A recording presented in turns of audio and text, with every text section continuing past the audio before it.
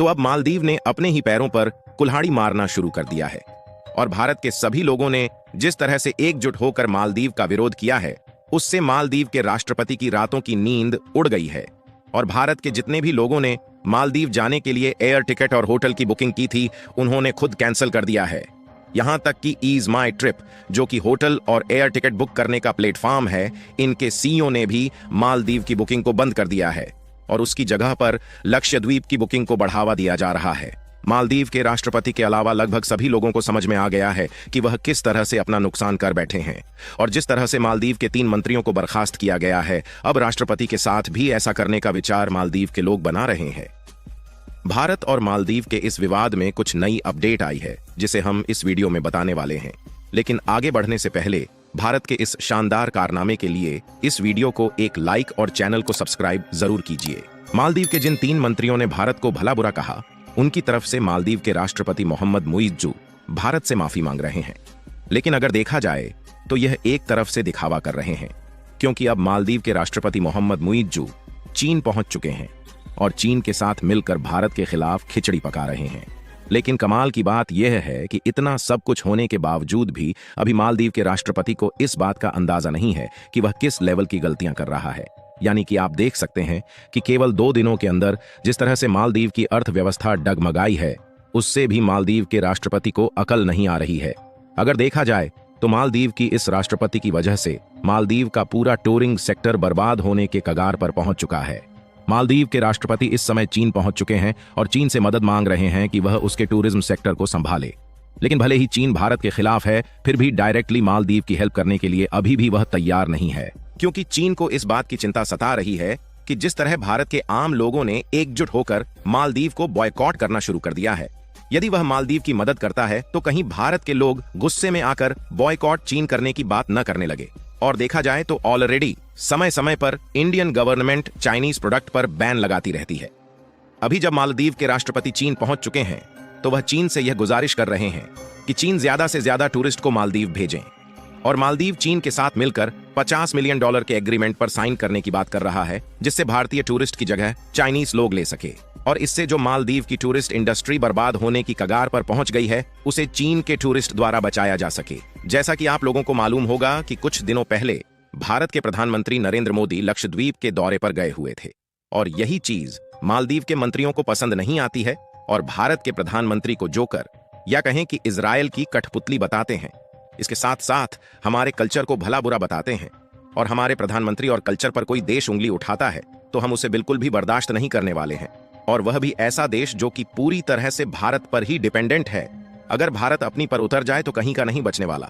और इसीलिए भारत सरकार से पहले भारत के लोगों ने ही इसका मोर्चा संभाल लिया है और चारों तरफ मालदीव को पूरी तरह से बॉयकॉट करने के ही चर्चे चल रहे हैं। आपको बता दें कि भारत मालदीव की हर तरीके से मदद करता है, फिर चाहे वह खाने पीने के प्रोडक्ट हो या फिर इकोनॉमिकली हेल्प। और मालदीव को जब भी इमरजेंसी में जरूरत पड़ी है तो भारत हर समय उसके साथ खड़ा रहा है। लेकिन अब मालदीव जिस तरह से बर्ताव भारत के साथ कर रहा है, इससे यह जाहिर हो गया है कि उसके पीछे जरूर तुर्की और चीन जैसे देशों का हाथ है। इसके अलावा अगर लक्षद्वीप की बात की जाए तो मालदीव और भारत के इस विवाद की वजह से लक्षद्वीप को एक बहुत ही अच्छा टूरिंग सेक्टर बनाने की प्रक्रिया शुरू हो चुकी है। अगर आप इस मैप में देखेंगे तो लक्षद्वीप भारत का एक छोटा सा आइलैंड है और इसकी दूरी मालदीव से बहुत ही कम है। अब तो टाटा कंपनी ने लक्षद्वीप में 2 ताज होटल बनाने का अनाउंसमेंट कर दिया है, जिस पर करोड़ों रुपए का इन्वेस्टमेंट किया जा रहा है, जिसमें से एक होटल सुहेली में बनाया जाएगा और दूसरा कदमत आइलैंड में बनाया जाएगा। और टाटा ने इसमें 110 कमरे बनाने की बात कही है, यानी कि अब लक्षद्वीप मालदीव से किसी भी सेक्टर में पीछे नहीं हटने वाला। और कमाल की बात यह है कि इन होटल्स की बनावट मालदीव की अपेक्षा काफी ज्यादा बेटर होने वाली है। और जितनी भी बुकिंग मालदीव के लिए हुई थी वह सारी कैंसिल हो रही है और लक्षद्वीप की बुकिंग को बढ़ावा दिया जा रहा है। भले ही लक्षद्वीप मालदीव की अपेक्षा थोड़ा छोटा है और यहाँ पर केवल 32 आइलैंड है, लेकिन इसकी सुंदरता किसी भी मायने में मालदीव से कम नहीं है। फिर भी लक्षद्वीप टूरिस्ट के लिए एक समस्या बन रही है, जो है पीने का पानी। और भारत के पास इतने संसाधन नहीं है जिससे वह एक बड़े लेवल में खारे पानी को प्यूरिफाई कर सके। लेकिन इसका भी सॉल्यूशन निकाला जा चुका है, जिसमें इजराइल प्रतिदिन 1 लाख लीटर समुद्र के खारे पानी को प्यूरिफाई करने का काम करेगी।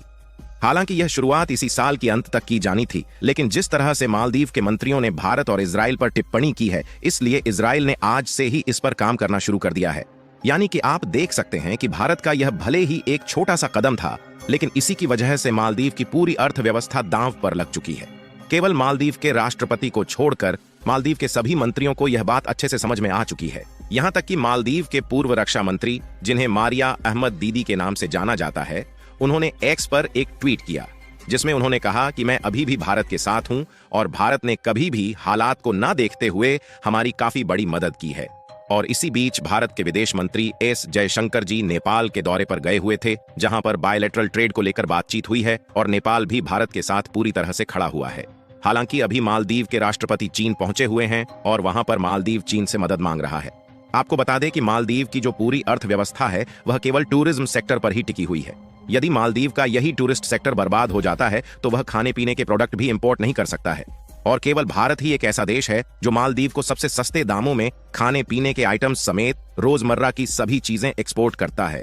और जिस तरह से बर्ताव चीन ने मालदीव के साथ किया है, इससे तो यह जाहिर हो गया है कि चाहे कुछ भी हो जाए, चीन भारत के खिलाफ होकर मालदीव की मदद नहीं करने वाला। फिलहाल चीन मालदीव की मदद करने से कतरा रहा है, लेकिन मालदीव के राष्ट्रपति मोहम्मद मुइज्जू चीन से मदद की परामर्श कर रहे हैं कि उनके यहाँ ज्यादा से ज्यादा टूरिज्म को भेजें और साथ ही टूरिज्म को बढ़ावा देने के लिए मालदीव में $50 मिलियन इन्वेस्ट करने पर समझौता करने की कोशिश में जुटे हुए हैं। अब चीन मालदीव के साथ क्या करने वाला है, इसका डिसाइड तो चीन ही करेगा। और मालदीव की सबसे बड़ी टेंशन बढ़ाने वाली बात यह है कि लक्षद्वीप में एयरपोर्ट बनाने की भी तैयारी शुरू होने जा रही है। यानी कुल मिलाकर लक्षद्वीप मालदीव को टूरिज्म के मामले में एक बड़ी टक्कर देने वाला है। बाकी आपको क्या लगता है कि जिस तरह से मालदीव चीन से मदद की सिफारिश कर रहा है, इससे चीन मदद करने वाला है या नहीं? अपनी राय कमेंट में जरूर बताएं। और भारत जिस तेजी के साथ लक्षद्वीप को बढ़ावा दे रहा है, उसके लिए इस वीडियो को एक लाइक जरूर करें और इस वीडियो को अपने मित्रों तक शेयर करें ताकि उन्हें भी जानकारी मिल सके। और चैनल को सब्सक्राइब करके बेल नोटिफिकेशन को ऑल पर जरूर रखें। वीडियो को अंत तक देखने के लिए धन्यवाद।